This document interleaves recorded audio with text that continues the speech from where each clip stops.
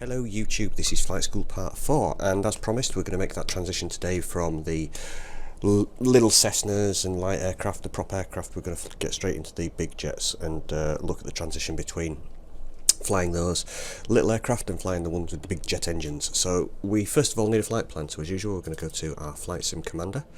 If this is unfamiliar to you and you've not watched Flight Schools Part 1, 2 and 3, go back and watch them now before going any further, and then this will make an awful lot more sense to you. Okay, today we're going to fly from Gatwick to Paris Charles de Gaulle, so we're going to start with our starting airport, which is EGKK. Select. Whoops, I didn't actually put it in, doesn't matter. Let's go to the flight plan and new, and up here we're going to type in EGKK, and we're going to go to LF, Lima Foxtrot Papa Golf, which is Paris Charles de Gaulle. And this is Gatwick. Let me just zoom out a little bit on here. And Paris Charles de Gaulle is down here on the other side of the English Channel, and you can see there's lots of runways and it all looks very confusing, but not to worry, we'll deal with that shortly. Okay, we need to get a flight plan, so we're just going to click on high altitude flight plan here, and let's zoom out a little bit so you can see what it's done. Okay, it's taken us, we'll go up to the top, so we're starting at Gatwick, and we're going to follow some rather strange waypoints. We'll follow these all the way down to Paris, which is great. So what I'm going to do is just highlight that, Control C, and on my desktop here I'm just going to open a notepad and paste it in. Now, as we're using stock aircraft and this is the basic Flight School tutorial series, that is all we need from Flight Sim Commander at the moment. We're not going to worry too much about weather and runways and things because we're going to be using the ATC that's built into FSX. So I can close Flight Sim Commander down. Now, I'd like to be able to get this flight plan and load it straight into Flight Simulator X, and I go to the SimRoutes website. You'll have seen me do this before as well. We go to the Generate Routes tab. Here in the departure we're going to put Echo Golf Kilo Kilo, which is our starting airport. We're going to tab down to the route box, and we're going to paste in the route that we've just got, but we need to delete the starting airport and the arrival airport. We just want the route part, and then on the arrival we put Lima Foxtrot Papa Golf, which is Paris. Press tab again. You must make sure that you've tabbed past these so that you've got the word Gatwick in there and Charles de Gaulle. We're having no SID and no star. We're going to leave those blank, and we're just going to click on Generate Route, and there you go. You can see that it's plotted our route for us here. You can see it on the map. It's got the various waypoints, and we need to change the aircraft type to 737. It's the 400 series that we're flying in FSX. It's the stock aircraft. You see the screen refreshed. Now here we need to download the flight plan, so we go to the drop down box and select FSX and download flight plan, and I'm going to save this, save as, save to desktop, and save, and that's it. We're finished with SimRoutes as well. Let me just find, there you go, put that in the middle of the screen so you can see it. That's the flight plan there, so it's a PLN file, .pln. Now, because I want my fancy weather in there, I'm just going to launch Active Sky. Sorry, squeaky microphone. I've got the cat sat on my knee as usual, and he's racing against the end of the microphone, so I do apologise. Just takes a few moments for Active Sky to launch up. With Active Sky loaded up there, it's getting all the real world weather information, and it's going to load that into Flight Simulator X for me. So with Active Sky loaded up, I can simply minimise that, because that's going to take care of the weather for me, and I'll launch FSX. So here we are, we've got the free flight screen up. FSX has loaded nicely for us. So we're going to go select the Boeing 737, just the stock 737. We're not going to get anything fancy. Boeing 737 800. Oh, it's the 800. Sorry, it doesn't matter that we selected the 400 in SimRoutes. We're just going to carry on as normal. So it's the 737-800 Boeing livery. Click on that. Click OK. Going to go to our current location and set Echo Golf Kilo Kilo, which is Gatwick, and in the drop down box here for starting position we're going to select a gate. Just for continuity I'm going to select gate 60, we seem to usually do that in these videos. You can see user defined weather has been indicated here. That means Active Sky is controlling the weather, and the time and season we're going to reset that and click OK so that it's flying real world time as well. And simply click Fly Now.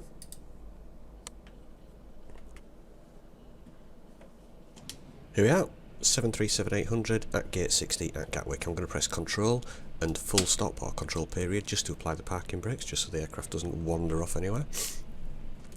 And we need to go to Flights, Flight Planner, and we are going to load the flight plan. And we're going to go to the desktop and we're going to find that plan that we just saved, which is there, and open. We're going to leave it on IFR. We're going to go to this edit tab here, and we're going to put the altitude in as 20,000 feet. In fact, no. Look at the map, you can see that generally we're heading in an easterly direction. Remember, if we're heading anywhere east of north-south, we want to select an odd flight level. And if we're going anywhere west of north-south, it needs to be an even flight level, and that's the same for all of Europe. So we'll select 21,000 feet. And click OK. Now it's asking us to save the flight plan. We might as well. We'll just click Save. It asks you, do you want to move your aircraft? No, we don't, because we're already at the gate here. Now if we just do Shift 3, you can see now that we've got the GPS, and on the GPS here we've got the pink line indicating our flight plan away from the airport. And you can see we're going to follow the various waypoints that have been programmed into the GPS. Again, very unrealistic because this is the stock aircraft in FSX, so you can imagine that here in this 737 we'd be using normally these flight management computers, or FMCs. However, they're not modelled in the stock aircraft, which is why it uses the GPS. So one more thing to do, I'm just going to minimise Flight Simulator X for a moment. I'm going to open a web page, and we're going to go and just type in FSX 737. Sorry about the bings and bongs, this is my emails going off. I shall mute those in a moment. So I've put GSX. FSX 737 checklist and click OK, and you can see the first one that comes up is www.freechecklists.net. Click on that one. It's a brilliant little site, is this. I've downloaded most of the checklists and saved them because I always worry with sites like this that they'll just disappear one day. We need to scroll down to the Boeing section, which is here. Here's Boeing, and we need to find the 737-800 for Microsoft Flight Simulator X, which is here. Click on it. It's going to ask you what you want to do. I'm going to open it. And it gives you a list of possible files to open. Now you want the PDF file, which is this one in the middle, so we're going to open that. It takes a moment for it to all load up and open. And you can see here now we've got this wonderful little checklist. Now basically this is for the basic 737 within Microsoft Flight Simulator X. It's formatted in such a way that you can print this out, so you'll see that the page orders are not quite right. This one's okay, but when we get to say the next page here, you can see we've got page 6 on the left and page 3 on the right. So it really is just a case of printing it out and then folding it in half, and it'll all make sense to you. What I do is I save these to my desktop, and then I transfer them to my iPad, or I'll print them out if I'm using stock aircraft. To be honest with you, I'm kind of not used any of these for a long time, because I only use the stock aircraft for these tutorials now. But as a good starting point, this is a really good place to get a checklist. So get this, save it, print it out.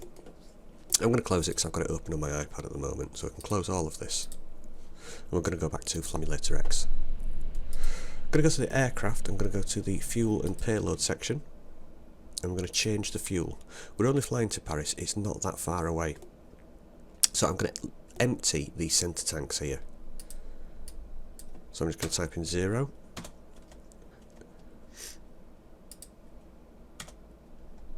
And we've now just got the wings full of fuel. I'm going to click OK. And OK again. You can see the aircraft bounced there. That was FSX trying to simulate that the aircraft has suddenly got an awful lot lighter. So I suppose we'd better have a look around the aircraft and just try and get ourselves a little bit familiar with it. Starting here, this is what's in front of you. This is your primary flight display here, and this is your map page here. Now normally these would be controlled by this button, these buttons here, but unfortunately there is not a great deal that you can do in terms of adjusting things. You can set your decision height here. You can see, if you look here, you'll see that this moves. Now the decision height is the height at which you decide, yes, I'm going to land, or no, I'm going to bail out and go for a go around. This button here is your barometric pressure, but that is not, is it modelled? Yeah, it is. Now what we do is, instead of using this button, we just press B on the keyboard, and you'll see here in the bottom right hand corner of the primary flight display, it changes to the local pressure. Now this is important when we're flying with the air traffic control, because they'll keep saying, they'll keep giving you your pressure readings and you have to change them accordingly, but the best thing to do is just simply hit B for Bravo on your keyboard, and that'll take care of that. Here on the this button here, let me just see if I can move this. This is your EFIS display mode. Let's try and get it to move, if it will. Okay. All the way to the right here in this PLN is showing your flight plan on your primary flight display. You can see the pink line extending away from it. That's what's programmed into your GPS at the moment. If we go back one, that's just simply the map. And again, back again is the VOR and approach. We're not going to use the VOR and approach or map, we're just going to leave it on the plan mode, and it just gives you an idea of whether or not you're following your flight plan along here. Here on the centre console, let me just move across.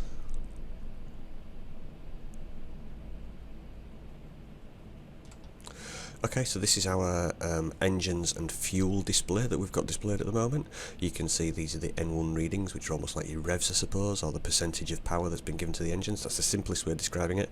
We'll go into more details about N ratings and EGT and things like that much later on in the tutorials. The thing you need to know at the moment is we are idling, and the engines are running, and the temperatures are somewhere in the middle.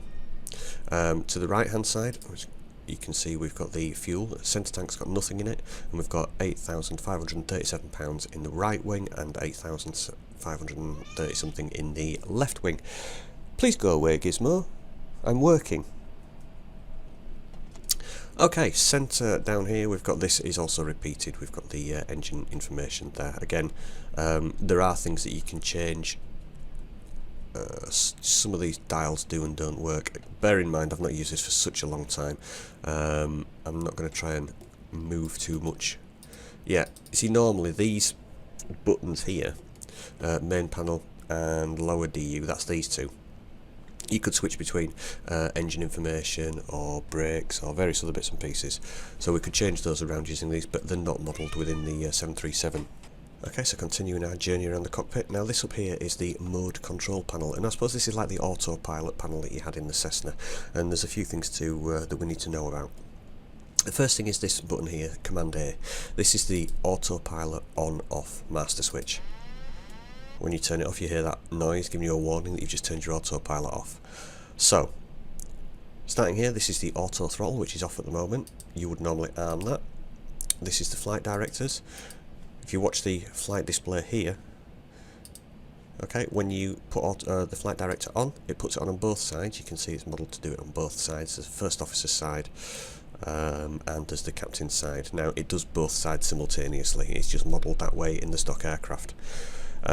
It puts these pink lines on. Now, these are the lines that you want to be following if you were flying manually to line up with your GPS or your waypoints or whatever else. We've then got the autopilot speed.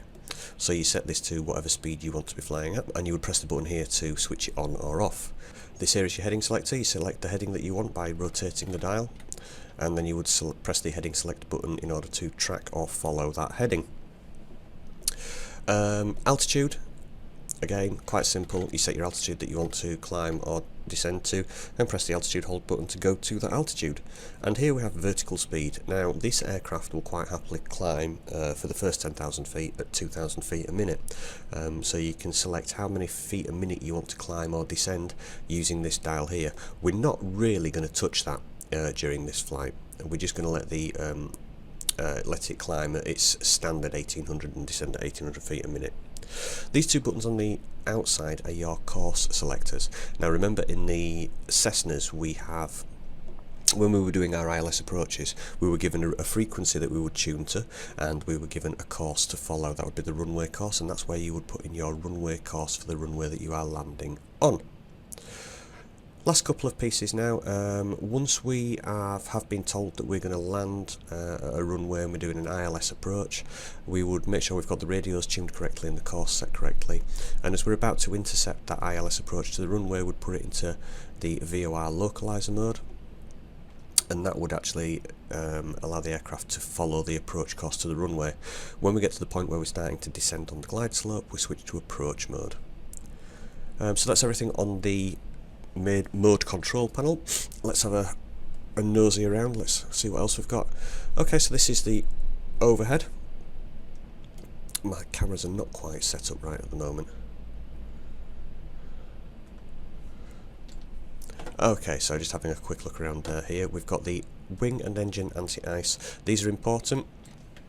Down here, TAT is your outside air temperature. When that gets below -10 degrees as you start to climb, we need to be thinking about switching on wing and engine anti-ice.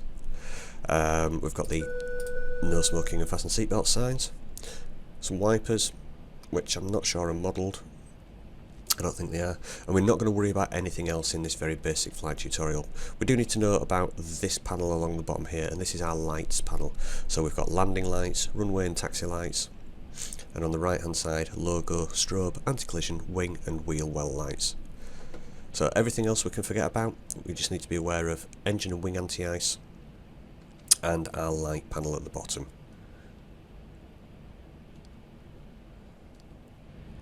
And let's go to the center console here. Again, sorry, cameras are slightly off because I'm used to these are set up actually for the 737NGX. As before, we have COM radios. This is COM 1 and COM 2, and we have NAV 1 and NAV 2 radios, and our transponder here. And this is the ADF if we wanted to do a DME approach or a NDB approach. We would set the NDB frequency in here, and that would be displayed on our NAV displays. Just one last thing, let me just scroll back to here. I'm struggling to remember. Alright, it's okay. Right, oh, I know what I'm doing now. Really, I'm sorry, like I say, it's been such a long time since I've... Oops. Trying to do this for the first time with you guys so I can talk you through it. Right. So, there's a switch here, as you can see, that says nav and GPS. This is like we discussed in the Cessna when we did our Cessna flight and we flew across the channel and we went to France in the Cessna. When it's in the nav mode, you would select this button here, and the autopilot would follow any frequencies that you've got tuned into your nav 1 and nav 2 radios. Well, primarily in nav 1 radio.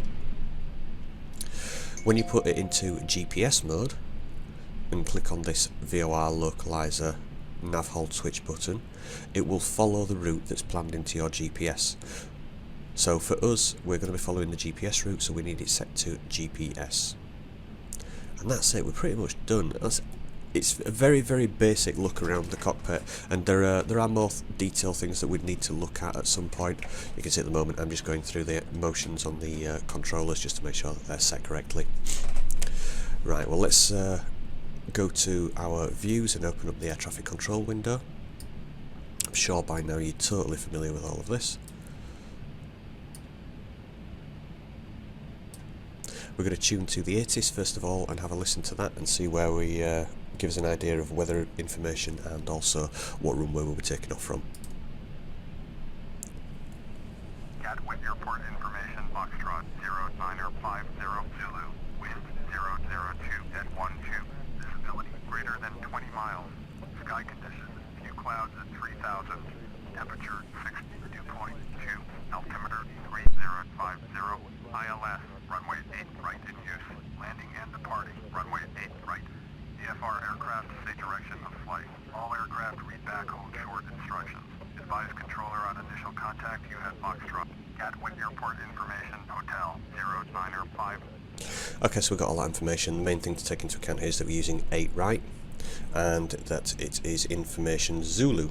So if we were to speak to air traffic control in real life, we'd say that we do have information Zulu on board, which tells them we're aware of the current weather conditions. So 8 right is the landing and departing runway. So we will request our IFR, or Instrument Flight Rules clearance, to Paris. Gatwick clearance delivery, Boeing, November 737 Whiskey, ready to copy IFR clearance to pick up. Boeing, November 737 Whiskey is cleared to take off. Airport is filed. Fly runway heading, climb and maintain 5000. Departure frequency is 118.905, clock 4701. Okay, so let's acknowledge. Boeing, November 737 Whiskey, cleared to pick Montreal Airport as filed. Fly runway heading, climb and maintain 5,000. Departure on 118.905, squawk 4701. Boeing 37 Whiskey, readback is correct. Contact ground on 121.8 when ready to taxi. So he's given us some information there. He says we're going to, first thing to say is cleared as filed, fly runway heading. So we're taking off on 8 right, so that would be on a heading of 080, or at least that's what we're going to put in initially. He tells us also we're cleared to 5,000 feet, so let's set our altitude to 5,000 feet. And he told us the squawk code was 4701, and you will see that that's already been put in there for us, so we don't really need to worry about that too much. And now is the time when we need to start going to those checklists, so I will try and put the checklist on the screen for you, so you can see what I'm looking at. And we are going to, because we're already got the engines running and everything like that, we're not going to go through the before start checklist and the pre-flight checklist and things like that. We're going to go straight to the before taxi checklist, which is on page 3 of the PDF. So let's go and have a look. Which says that we have to have the nav lights on. Again, apologies, I'm just sort of having to mess around with the cameras a little bit.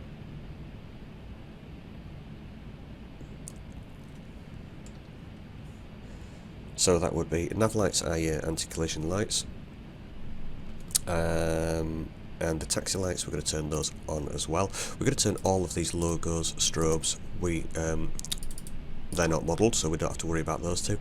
So logo, strobe and anti-collision lights have all been switched on. Taxi lights are on, heading indicator and altimeters are set. We've set the heading there, we've pressed B on the keyboard, which is giving us our altimeter stuff. Radios have been set automatically by FSX because we're talking to the internal air traffic control. Autopilot we need to switch on, but we're not going to activate any buttons here. We're not going to actually touch anything else. We're just going to make sure autopilot is armed. We need to make sure that the auto throttle is on, but we're not going to activate anything. Flight director is on. We've already switched that on, but you may need to do that. Auto brakes need setting to RTO. Auto brake is here on this panel. Let me zoom in a little bit for you, and you can see there, and we need to switch that to. Now then, I've had this problem before. You need to go to the 2D cockpit mode by pressing F10 and switch that to the RTO mode, which is rejected takeoff. So let's say we get to our decision speed, whether we're going to take off or not. If we decide at that point we're not going to take off, we hit the brakes, auto brakes will come in and stop us on the runway. So that's the rejected takeoff. Back to the checklist. Elevator trim set for takeoff. This is the elevator trim wheel here, and you just use your scrolly wheel. Let me zoom in on this so I can show you. I really should have set these cameras up. Okay, you just need to make sure that this indicator here is within this green zone, within the takeoff zone. Okay, if it's above or below that, just spin the wheel so you're inside the takeoff zone there. And that's it, I think we're ready. The taxi checklist, which is below it, we'll just have a quick look at that now before we get our taxi clearance. That says that we need to release the brakes. We're not supposed to exceed 20 knots, and we're going to make sure that the brakes, gyro, turn coordinator are all working during taxi, so that's fine. Let's go and speak to air traffic control and get our permission to push back.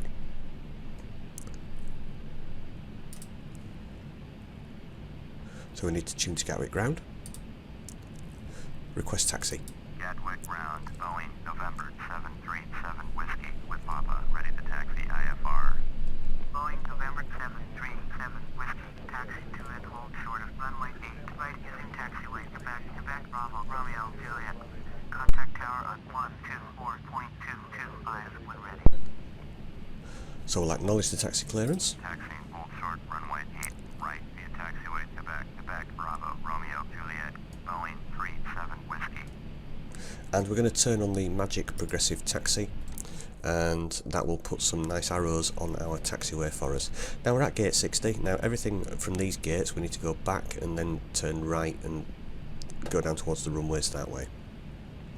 So let's release the brakes by pressing period on the keyboard or full stop, and we do Shift P for pushback. And you can see the tug starts to come towards us.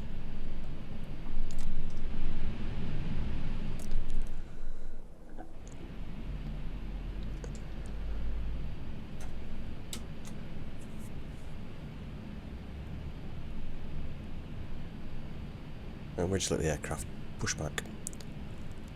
Now unfortunately, because I've changed all my key bindings around, I can't get the aircraft to turn as it should do. You normally press 1 on the keyboard to make the tail go left, and 2 on the keyboard to make the tail go right. So I'm just going to push straight back.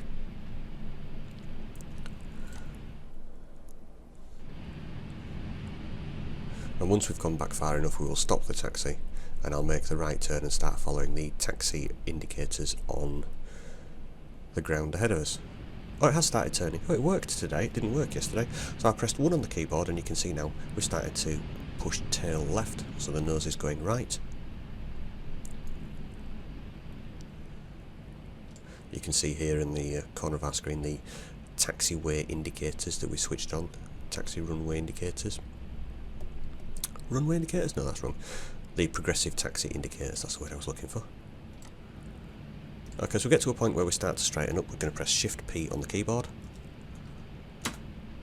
That stops our taxi, and we'll apply the parking brake and just wait for this tug to get out of the way. Now hopefully he's going to go over there, but this is FSX, so he's just going to go on some weird dance, which is fine. Just let him get out of the way. Okay, so he's pretty much out of the way. Brakes released, and we're going to put a little bit of power in, and we're going to watch our ground speed just to make sure that we don't exceed 20.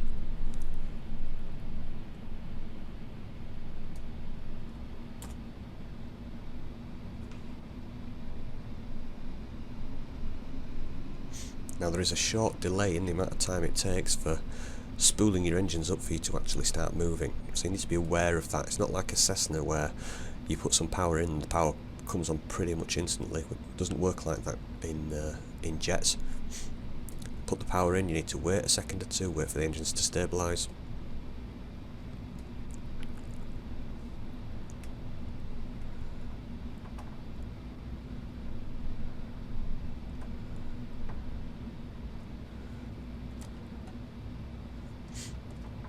So I'm using my rudder pedals here to steer the aircraft. If you've not got rudder pedals, make sure in your flight simulator settings you've got auto rudder switched on, and that will look after the rudder for you. And you can just use your joystick left and right, or your yoke left and right, just to turn the aircraft.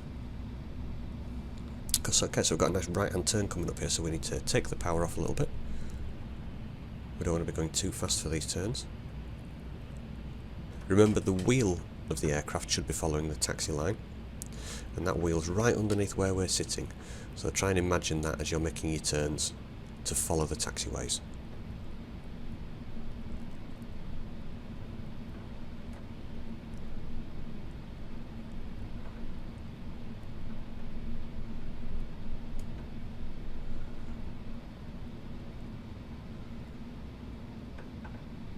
And if you do what I did just there, which was to take too much power off, you almost come to a stop, and it's quite hard to get going and turn at the same time, but you don't want to be blasting the engines. If your Gatwick scenery doesn't look the same as mine, that's because I'm using the UK 2000 Extreme Scenery, which is a paid for download. I think there is a free version which is not quite as detailed. Go have a look at their website. I think you can see there's the fire station there on the right hand side, and the tower just behind it. And this is taxiway Alpha now, which we're going to follow all the way down to the holding point for the runway. Oh, there's the fire engine going past on the right hand side. Hello! He must be expecting me.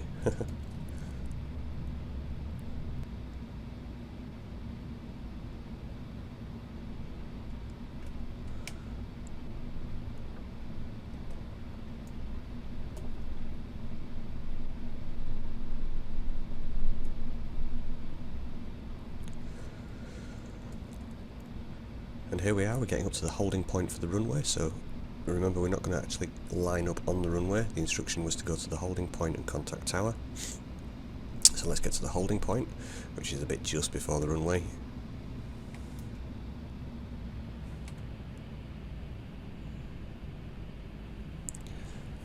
There we are.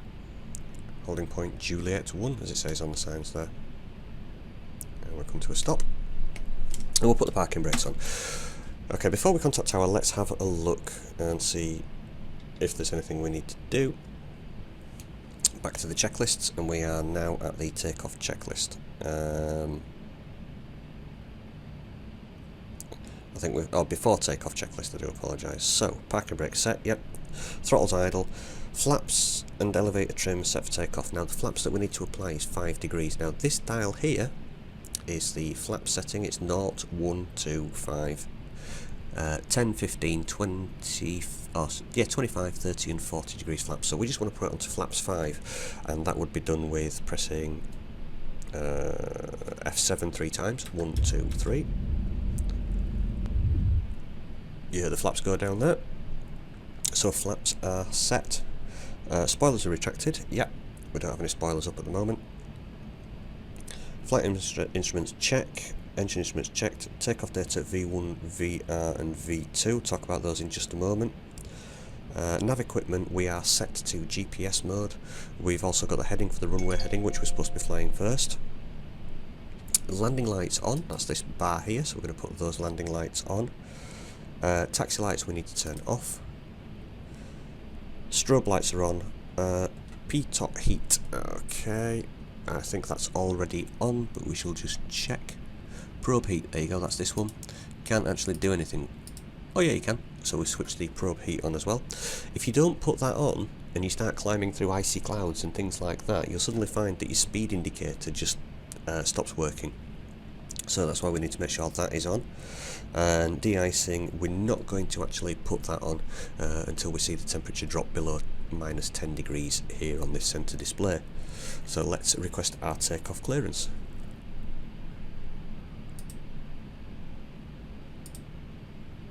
Tune to Gatwick Tower. Request takeoff clearance. Gatwick Tower, Boeing, November 737 Whiskey, ready for IFR departure, runway 8 right. Boeing, November 737 Whiskey, cleared for takeoff, runway 8 right. Acknowledge that. Cleared for takeoff, runway 8 right. Boeing, November 737 Whiskey.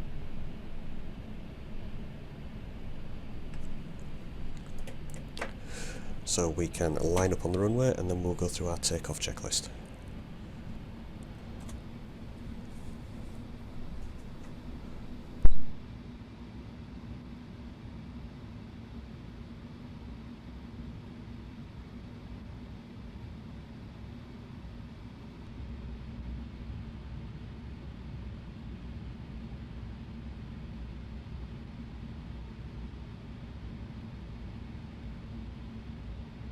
Line ourselves up nice and straight on the runway and come to a stop, and we'll apply the parking brakes, and it's time for the takeoff checklist. Now these are the important things that you need to be thinking about. So we're going to increase the power to 60% N1 and let the engine spool up, so we're going to be looking for 60 in these dials here. Then we're going to press the toga button, which is the takeoff go around button, and that will take over the throttles and give us our thrust setting for takeoff. Let me just go to options and settings and controls. I have a button set up on my flight controllers, but if we go to buttons and keys and here find engines, you'll see there's an option here that says auto throttle engage toga, and you can see that the keyboard shortcut is Control Shift G for that. So you're going to hit Control Shift G at the point where you press toga, unless you've got a button set up on your flight control. We're going to watch our speeds go through 145 knots. That's V1. That's where we make a decision before 145 knots whether we're taking off or not. At VR, that's our rotate speed, and we go to a 10-degree nose-up attitude. Now let me just go outside and zoom back a bit. We have to be very careful when we pull back on the controller that we don't exceed 10 degrees. If you can see the runway here and these back wheels, now imagine a line from here to this point on the fuselage. Okay, we don't want to exceed 10 degrees because if we do, the chances are this part of the main fuselage will strike the ground as we begin to rotate and take off, because the wheels are in the middle. So it's like the wheels are like a fulcrum and this is like a seesaw. If we go beyond 10 degrees, this thing's going to hit the ground and we don't want to get what we call a tail strike. So back in the cabin. At a positive rate, we're going to touch the brakes. That'll disengage the RTO, rejected takeoff brake setting, that we've got set, which you can't see on there. That's in the 2D cockpit mode. At 1,000 feet, we're going to retract the flaps to 1 degree, and once we get to 210 knots, we can take the flaps all the way up. So lots of information to take here. Now we need to set a speed in here. Now this first speed that I'm going to set for the autopilot, is it going to allow me to do it? Oh, it's one of those ridiculous tiny little knobbler things on there. Okay, we're going to set the V2 speed of 160 knots to begin with. Remember, below 10,000 feet we're not allowed to go above 250 knots, but a good place to start here is your rotate speed, your V2 speed, which is your safety speed. So we set that to 160 knots. We'll increase that once we get in the air. So the process is, we're going to set the engines to 60%. When they've stabilised and we've got nice 60%, we're going to press the toggle button and release the brakes.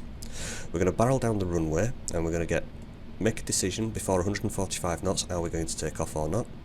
When we get to 150 knots, we're going to pull back and we're going to watch this indicator here and pull back so that that line that says 10 is on the horizon. Once we start to climb, we're going to retract the gear, and then we're going to select the speed mode, heading mode for the autopilot, and the altitude. And then once we've done that, we can start to increase the speed. At 1,000 feet we will take the flaps to flaps 1, and then when we get to 210 knots we can take the flaps all the way in. So that's the plan of action. Let's make sure everything's set properly, which I'm sure it is. Yep, and let's get going. So increase power now, just gently until we can get it to 60 on that gauge.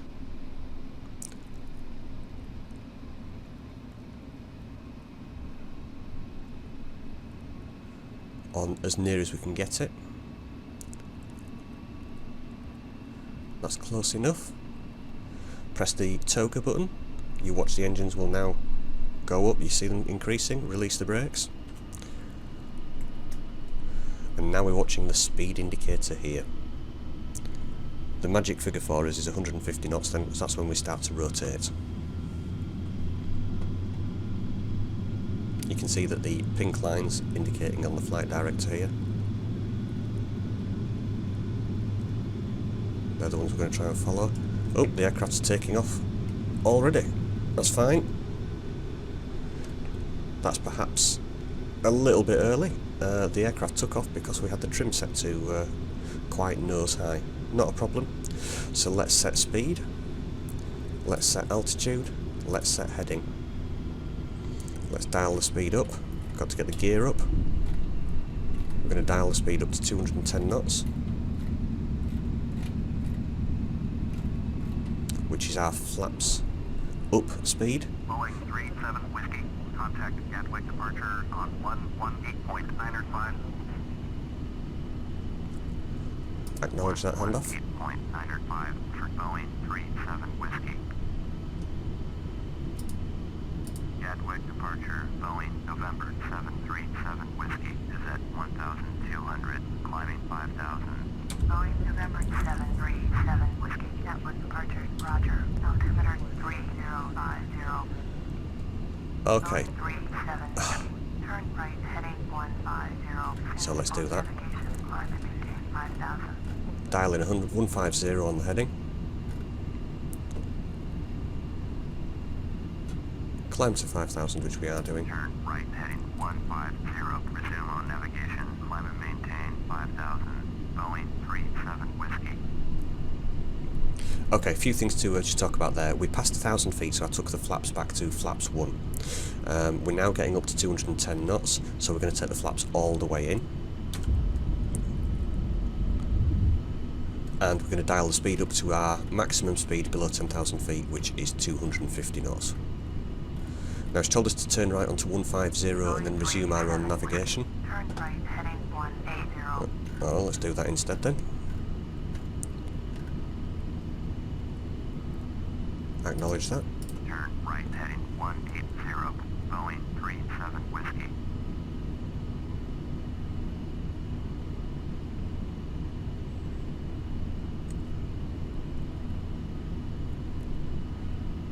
The instruction was to resume our own navigation, however she's just changed that to turn right on a heading of 180. If, what you can see, we're going to intercept the pink line for our planned route. What we're going to do is when we get close to intercepting that pink line, because we've been told to resume our own navigation, we'll click on the heading hold mode button here, and what that will do is that will then allow us to follow the GPS, because we've got it on GPS mode here. Boeing 37 Whiskey, climb and maintain 17,000. Okay, so we're going to dial this all the way up to 17,000 and acknowledge the instruction. Climb and maintain 17,000, Boeing 37 Whiskey. Okay, you see something strange happened here. The aircraft started to level out because we were getting close to 5,000, so that's what it's done. It's not climbing anymore, even though we've just put 17,000 in there. Turn left heading 155, resume on navigation. Okay, lots of things going on here. Let's do that first. Let's turn left onto 155. Let's acknowledge that instruction. Turn left heading 155, proceed on. Let's ignore the fact that we're not climbing at the moment. We'll sort that in a second. Okay, as we start to get around here to about 155, as we start to level out, we're just going to swap from heading hold mode into nav mode. Contact shore approach on 123.15. Okay, we're levelling out now, so let's go into nav mode, and now the aircraft is going to follow the pink line on the GPS. Right, acknowledge this handoff. 15, Boeing 37 Whiskey. Okay, like I said, we dialed in 17,000, but nothing happened. We're not climbing. What we need to do is, you see here this vertical speed indicator, just knock it off to 17,000 and then back to 18,000 feet. Sorry, yeah, 1,800 feet a minute. And you'll see that we start to climb again. That was shocking. I'm sorry. Let me say that again. Sometimes when you level out like that, even though you put a new altitude in, it ignores what you've just put in, because the last instruction for the autopilot was to level out at 5,000. So on your vertical speed indicator, we were on 1,800 feet a minute. We just took it off 1,800 feet a minute and then back to 1,800 feet a minute, and then it started climbing again. It's just a little bit of a glitch, a bit of a bug within FSX. Let's tune to Shoreham approach. Shoreham approach, Boeing November 737 Whiskey is at 6,600, climbing 17,000. Boeing November 737 Whiskey, Shoreham approach, roger, altimeter 3050. Okay. At the end, they always give you an altimeter reading. Just make sure every time you press B on your keyboard, just to make sure that you have got the latest altimeter information in there. So as far as we're concerned, we need to look at the climb out checklist now. So throttle is as required, which is been taken care of by the autopilot. Trim for 250 knots or 800 feet a minute, which we are. 250 knots at 800 feet, 1,800 feet a minute. Autopilot is activated. Auto brake is off. Let me just check that. No, it's not. It didn't automatically disengage, but not to worry. We've done that now. ATC is required. Fasten seatbelt signs are off. We'll do that once past 10,000 feet. No smoking lights off. Landing lights off when we pass 10,000 feet. And once we get above 10,000 feet, we can increase our speed to 280 knots. So that's what we need to be watching for here. Passing 10,000 feet, we're going to... Boeing 37 Whiskey, contact London Center on 118.475. Okay. Acknowledge the handoff. 8.475 for Boeing 37 Whiskey. Tune to London. Contact them. Center, Boeing November 737 Whiskey is at 9,300, climbing 17,000. Boeing November 737 Whiskey, London Center, roger, altimeter 3048. Okay, 3048. It's got 3048 in the corner there for our pressure readings. That's great. What was I about to say? Oh yeah, we're coming up. We're just past 10,000 feet, so we switch the landing lights off. we turn off the fasten seatbelts and no smoking signs. We increase our speed to 280 knots now because we have passed the magic 10,000 feet. And that's it, we're done. Next thing we need to look at is the cruise checklist. Now we selected a cruising altitude of 21,000 feet, but at the moment we've only been cleared to 17,000 feet. If we look at the cruise checklist, you will see that above flight level 180 we need to bring our speed up to 330 knots. Above flight level 240, which we're not going to get to today, we need to increase our keep our speed at 330 knots. 280 would reduce it to 320, and above 330 would reduce it to 285. It's unusual to see that. You can also see there's Mach settings as well. If I click on this button here next to the speed indicator, that's the Mach that we're flying at, and that's the actual airspeed. So you know, you can set either Mach or airspeed accordingly. We tend to, once we get above 18,000 feet, fly at Mach ratings because airspeed is quite unreliable because the air's so thin, so we look at the Mach ratings. And just making sure that everything else is set as required. So we're waiting now just for an increase in altitude from 17,000 feet up to flight level 210. We should get that from the air traffic controller fairly soon. You can see we're nicely following the indicated line on our map here as well. Let's go an outside view.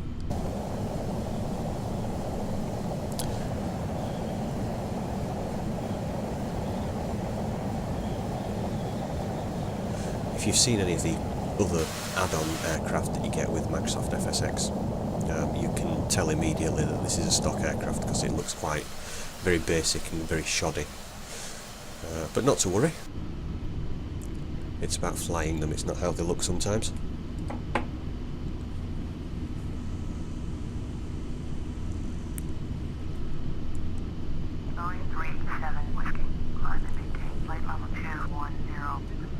So there you go, now we've been given our instruction to go to 210. Flight level 210, Boeing 37 Whiskey.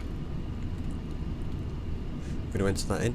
Now you can see again it's starting to reduce its climb speed because it's decided for some bizarre reason that it was going to level out at 170. So again on the vertical speed indicator, don't know why it went there. On the vertical speed indicator we're just going to knock it down to 17 and then back up to 1800 feet a minute, and it'll now continue its climb back up to flight level 210. Remember now, as we're passing flight level 180 we need to bring the speed up to 330 knots as is indicated in our cruise checklist.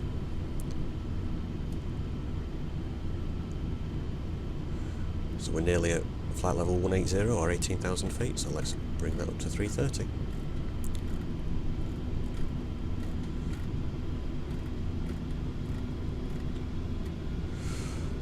Okay, something which I'm not really happy about, to be honest with you, because it's a problem within FSX. In America, in the United States and Canada, the transition altitude everywhere is literally 18,000 feet, and that's how it's set in FSX. But in Europe, in England and stuff, unless you're flying a payware aircraft and things, and you're flying real online ATC, we have this issue whereby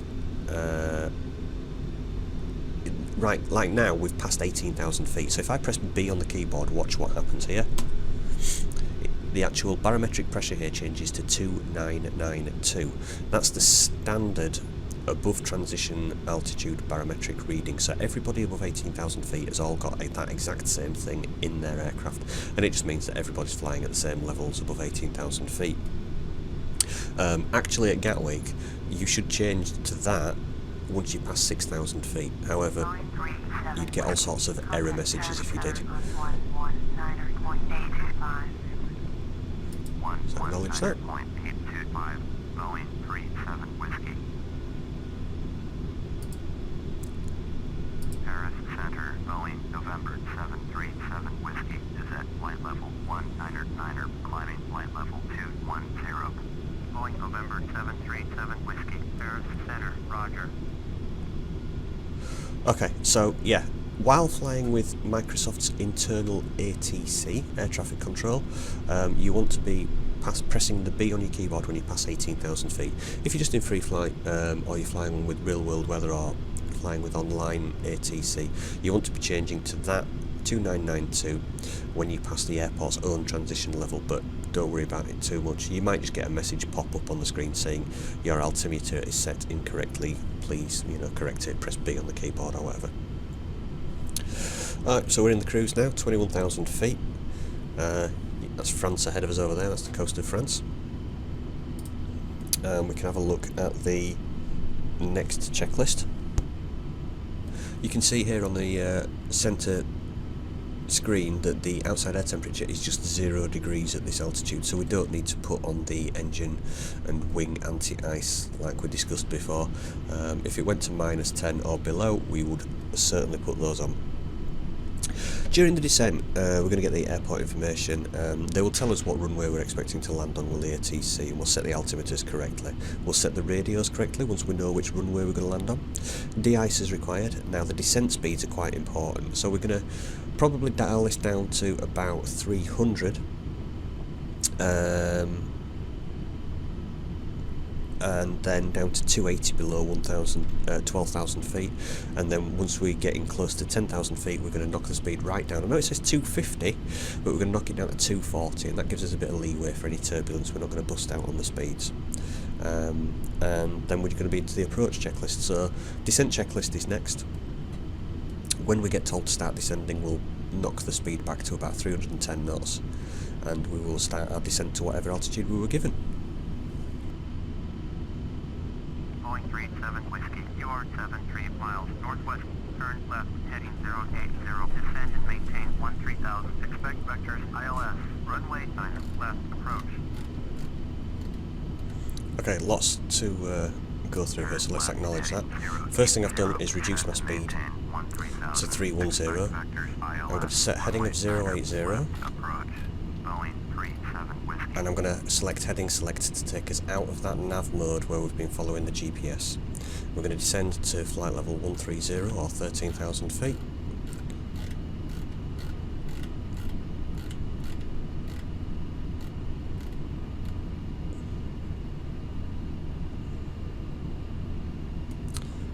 So the speed's starting to come down, we're starting our descent. We're going to go down to flight level 130. Now then, expect ILS runway 9 left approach. And here's where we need to start being a little bit clever, because we need to set up for an ILS approach to runway 9 left, and I'll show you how to do that now. So basically the first thing I'm going to do is we're going to go to here, to go to world and to map. And you can see this is us and this is our flight plan on the map, and we need to actually just move the map till we get to Paris Airport, which is here in the centre. And let's zoom in. Again, just centre this slightly. Now you want to click on this Charles de Gaulle LFPG bit thing here and just click on it. That's not going to work, so let's click on the blue runway indicators, and it brings up this page here, which is the facility information. Now we've been told to expect runway 9 left, so we need to write this information down here and get ourselves set up for a landing. So it's 9 left. We need to be aware of, first of all, the ILS frequency, which is 109.35, and the runway heading, which is 087, you can see there. And once we've done that, we can cancel out and go back to our flight. Now we're going to be landing using ILS, which means we need to switch away from GPS to nav, so that the autopilot, when we reselect this, will follow the nav radios. The runway heading is 087, so we're going to set that here on this course bug. And you can see it's done it on both sides for us, which is good. Sorry, it was 087, wasn't it? Not 080, 087. We're going to go to our centre console. Let me just get rid of that. And here we have the nav1 and nav2 radios, and this is where we're going to set our ILS frequency. So 109.35. Same on this one, 109. We do it on both radios as good practice. And we swap these over using the switch. So that's that one, it's gone into the active. and that one has gone into the active as well. And we can go back to our main flight deck view. We've just passed 18,000 feet. Contact Paris Center on 125.7. Okay, acknowledge that handoff. 125.7, Boeing 37 Whiskey. Tune to Paris Center and contact them. Center, Boeing November 737 Whiskey is at 17,500, descending 13,000. Boeing November 737 Whiskey, Paris Center, Roger, altimeter 3036. Okay, it's giving us an altimeter reading, so we're going to press B on the keyboard and make sure that goes in so we know that we're descending at the correct altitude according to our barometric pressures. I was just about to say, passing 18,000 feet, we need to start thinking now realistically about bringing our speed down a little bit more. So let's bring speed down to 280. I know that's not indicated until 12,000 feet, but I want it to give the aircraft a chance to slow down. And then the next speed that we're going to worry about is when we're past 10,000 feet, which we're not going to get to because we're only going to 13,000 at the moment, but when we do, we need to reduce this to 240. Turn right heading 115. Okay, so we're going right heading 115. And acknowledge. Turn right heading 115, Boeing 37 Whiskey. So just to summarise, we got the ILS information from the map page. You could get that from FS Commander as well if you wanted to. So the course is 087, that's been set there. If you're flying a 747, for instance, they don't have the course buttons in the stock aircraft. You just set it on your heading button once you're back into your nav mode with your radios. But we'll discuss that if we're ever doing a 747 video. And we set the radios to the ILS frequency of 10935. So for the purposes of this particular tutorial, we're going to assume that we are on our approach, what would be considered the approach stage of the flight once we pass 10,000 feet. So once we've been cleared down to below 10,000 feet, that's exactly what we'll do. We'll start going through the approach checklist. A couple of things to remember: of course, you can't exceed 250 knots below 10,000 feet, and you must have your landing lights on as well. Anything below 10,000 feet, landing lights on. Anything above 10,000 feet, landing lights off. Boeing 37 Whiskey, descend and maintain 3,000. So that's our descend and maintain 3,000, we'll acknowledge. Descend and maintain 3,000, Boeing 37 Whiskey. And now we need to start managing our approach to the airport. So you can see it started to level out again because we were getting close to 13,000. So vertical speed, 1,800 feet, down to up to 19, back to 18, and it'll start its descent again. Keeping an eye on the altitude now. When we pass 10,000 feet, we need to go through the approach checklist.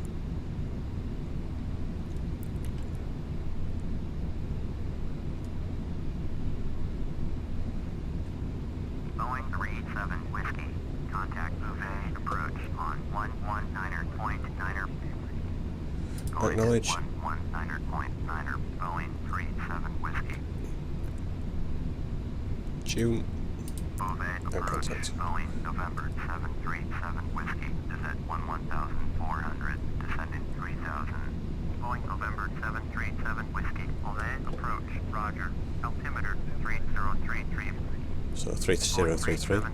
Press B. Turn right heading 140. Turn right heading 140. Acknowledge. Turn right heading 140. And we're just about to pass 10,000 here. So that speed should have been dialed right down to 240 a long time ago. I made a bit of a mistake there. Acknowledge. So I'm now going to use the speed brakes to get my speed down to 240 knots. You see the aircraft just sort of lurched there. Speed brakes, I've got that set up on my throttle quadrant. Okay, we're down. So we can release those speed brakes. They're a bit snappy in the standard aircraft, so not a problem. Tune to Pontoise. Contact. Pontoise approach, Boeing November 737 Whiskey is at 9,400 for 3,000. Boeing November 737 Whiskey, Pontoise approach, Roger, altimeter 3033. Boeing 37 Whiskey, turn right heading 170. Turn right heading 170. we need to make sure that these landing lights should be on now because we've passed 10,000 feet. Turn right heading 200. Turn right heading 200. Acknowledge. Turn right heading 200. Boeing 37 Whiskey. So lots going on. Now then, on this primary flight display you see we've got a pink diamond now that's indicated at the bottom there. That's the ILS indicator, so we are to the left of the runway at the moment. We've made sure that we're in nav mode. And we're into the approach checklist. So fasten seatbelt signs, make sure they are on. No smoking signs are on. APU start check run bolts, we don't need to worry about that, to be honest with you. We can put it on if you want. We also, the APU is the auxiliary power unit that provides electrical power to, it's like a separate generator. Turn left heading 175. Okay, left 175. Acknowledge. Left heading 175. Boeing 37. Let's bring our speed down now to 210 knots, make this manageable.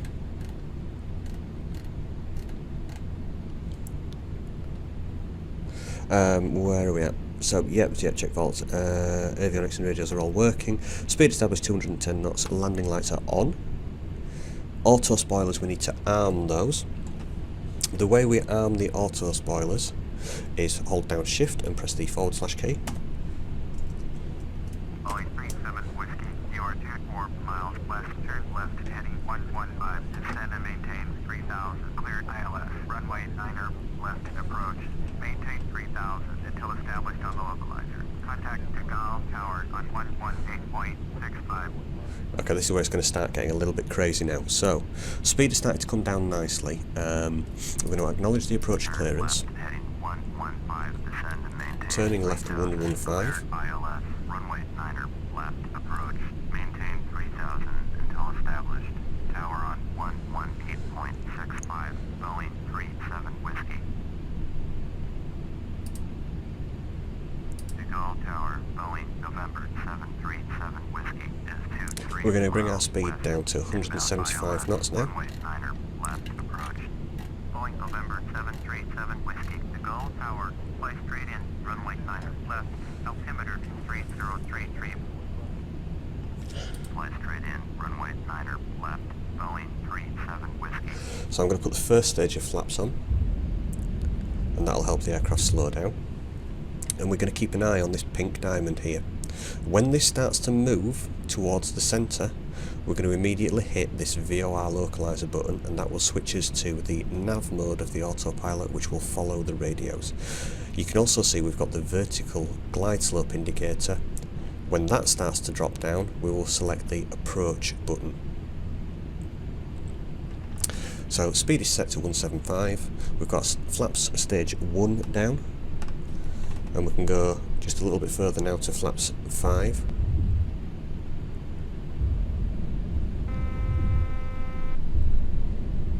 It's not going to lie, it went a bit too far there, so flaps 2. We're just a bit high on the speed at the moment to do that.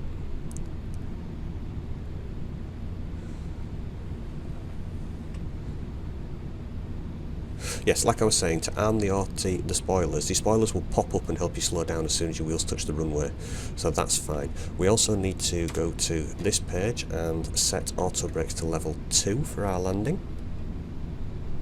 I seem to have missed that out somewhere on the during our configuration, so we're going to set auto brakes level 2. Speed's down to 175 now. Waiting for this diamond to start moving, remember? Okay, we're now going to go to 155 knots.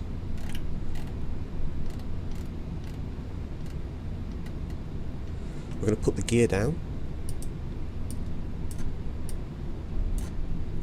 And we're going to put flaps 20.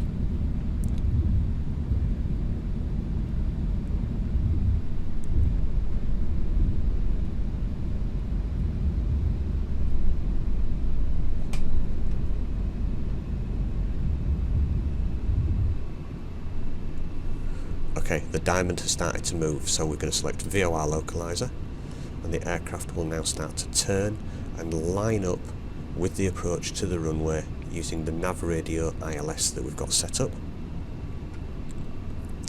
The next thing we're watching for here is this pink diamond. As soon as that starts dropping, which means we're going to start intercepting the glide slope, we're going to select approach, and then the aircraft will descend on the approach.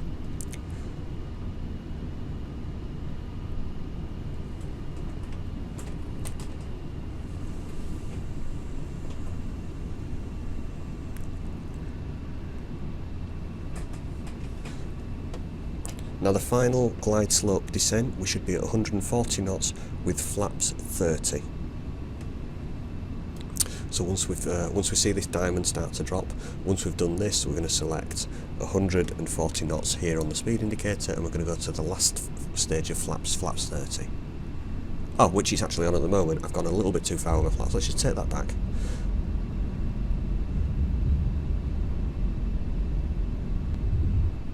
There you go, so that's flaps 25.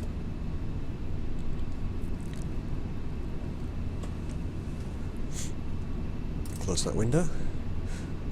As you can see, it's quite cloudy outside. We're passing through a bit of a cloud layer, which is why it's good to have the ILS approach all set up. Now then, this aircraft is not going to auto land. So what we're going to do is we're going to descend on the glide slope. We're going to leave everything with the autopilot on and everything else. What we're going to do is at about maybe 500 feet above the runway, we're going to disengage the autopilot, we're going to turn off the auto throttles, and we're going to actually manually land the aircraft. And the way that we do that is, at the moment, my manual controls here are still set how I had them set. They're at about 25% on the throttle here, which is good, because what's going to happen is we will kill the throttle on the manual controllers and reduce everything, and then make a landing that way.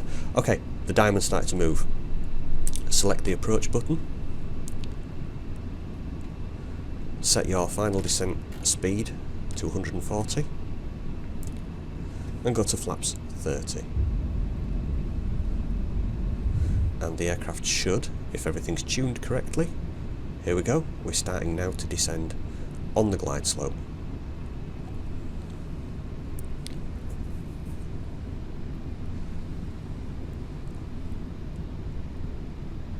So now we're looking at the landing checklist. We're just making sure we're just a little bit ahead. So landing gear checked down, yes it is, we've got 3 green lights there, that's perfect.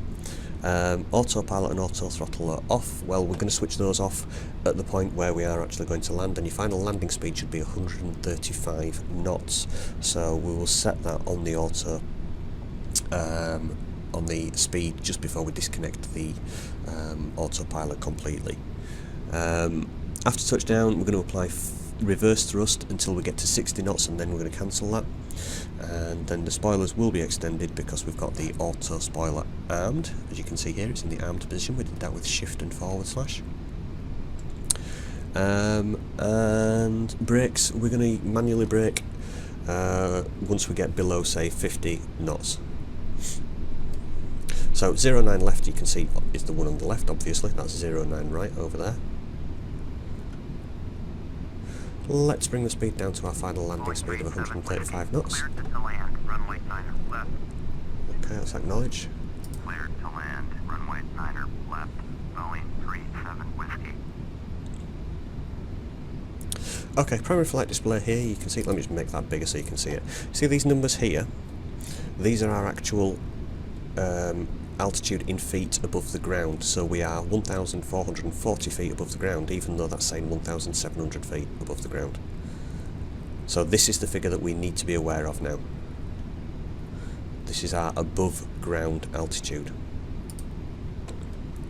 We're established on the glide slope, we're established on the localizer, we're coming in nicely, we're going to let it get to about 500 feet and we're going to turn everything off and land this thing manually. Let's just remove that window from there.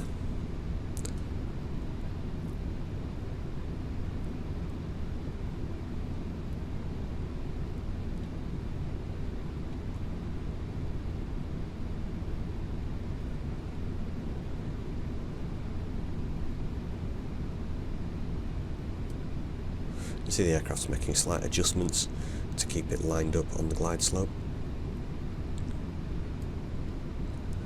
800 feet.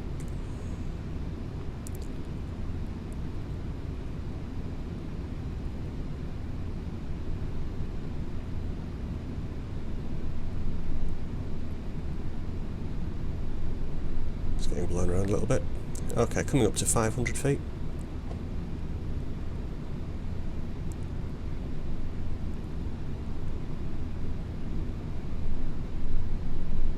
Remember to apply reverse thrust, you're going to press and hold the F2 button down. We do that once we're on the ground though.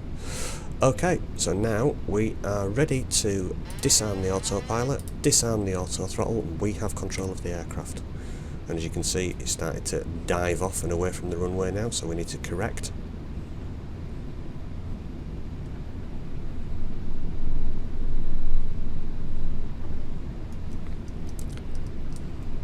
Reduce thrust. It's not the best landing ever, but we are on the ground. Hold down F2 for reverse thrust.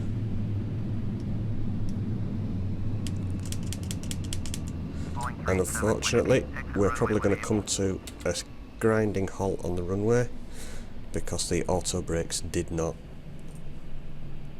come off. So we need to go to F10, take those auto brakes off. That is a bit of a bug, unfortunately, and there's nothing you can do about it. Some people will have that problem, some will not. So retract the flaps. This is why it's shocking to sometimes fly the stock aircraft. We really don't like them. There's so many bugs and glitches with them. Boeing 387 Whiskey, exit runway when able. Yeah, going to, thank you.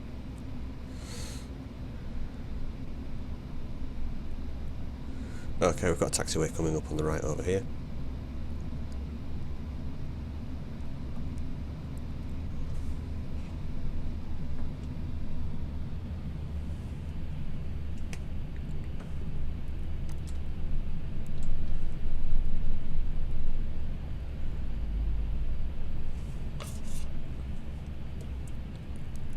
Boeing 387 Whiskey, exit runway when able. Boeing 387 Whiskey, contact ground on 118.1. 118.1 for Boeing 387 Whiskey.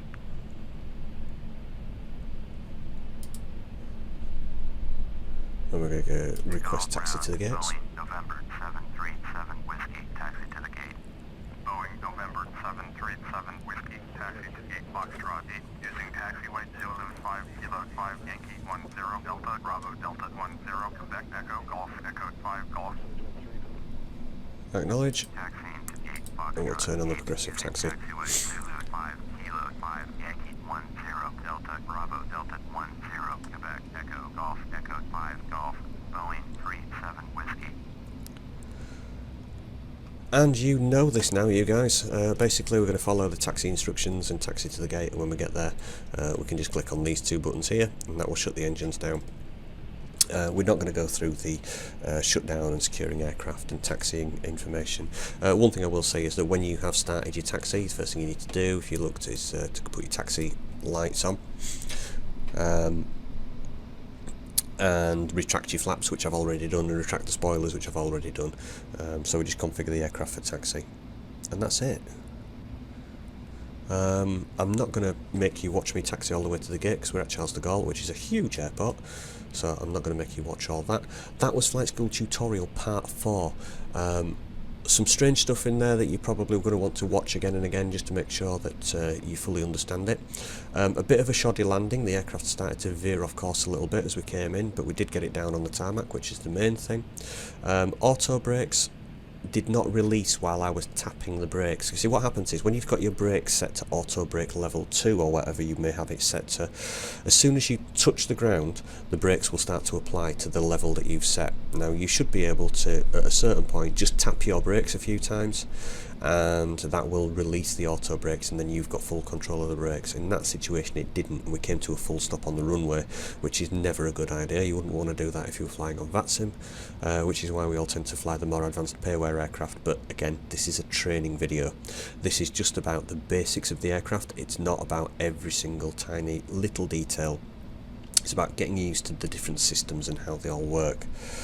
And I think that pretty much covers everything. So that's how we fly the 737 stock aircraft, which is not a particularly good model, but it's it's a 737, and if you want to fly a 737 and you don't want to leap into an NGX because you don't understand it, that's how you do it.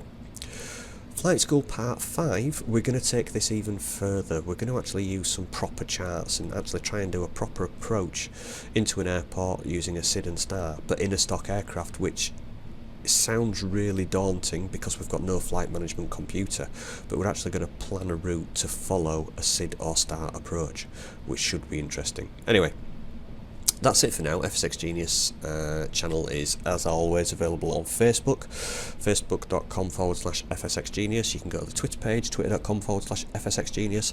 If you're interested in live streaming, we do have a live stream site, and we do stream every now and again.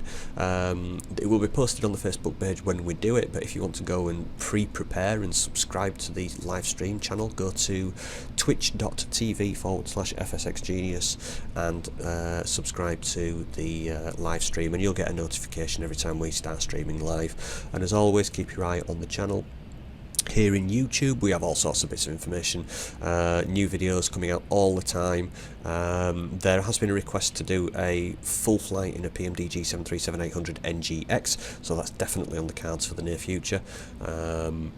Just me talking through exactly what I'm doing, how I'm doing it, why I'm doing it, everything from flight planning to setting the aircraft up, to landing, to shutting it down.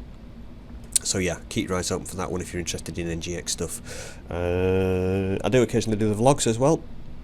Keep your eye on those. There's always some nice juicy bits of information in the vlogs. And as always, thank you very much for joining me. I wouldn't do this if it wasn't for you guys requesting videos and putting positive comments on. If you don't comment, if you weren't so keen and eager for me to release videos, I wouldn't bother doing this at all. It's you guys that make it special, so thanks very much, and I shall see you for the next flight school, or perhaps something else, or come talk to me on the Facebook page. Apart from that, speak to you soon. Thank you. Bye.